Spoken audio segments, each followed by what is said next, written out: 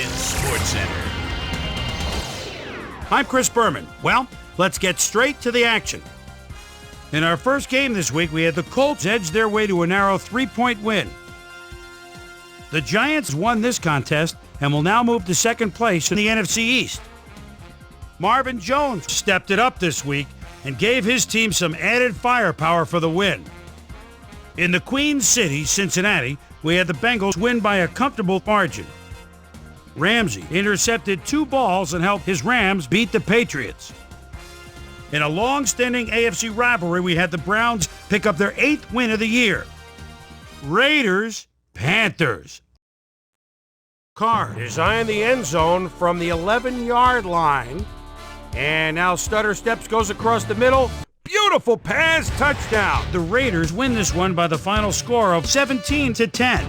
Over at Heinz Field, we had the Steelers come away with a 2-point nail-biting win. We had a big injury in this one, and Trey has the lowdown for us. Trey? All right, Chris, thanks. In front of you, we've got the AFC Infirmary report. And as you can see, they were hit hard this week.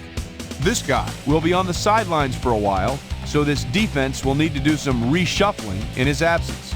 A hairline fracture of the arm is the initial report, and the doctors are saying he'll be out for 5 weeks. In front of you, we've got the NFC list, and as you can see, they could form their own MASH unit. Jackson sticks out on this list as one of the more costly injuries. Elbow tendonitis is the report, which is good news. The bad news, he'll be out for 4 weeks. So that'll do it for now. Boomer, back to you. The Buccaneers defense got to the quarterback 4 times in their win at Tampa. The Texans won on the road and will have to travel again next week when they meet the Colts. The Jets won this contest and will now move to first place in the AFC East.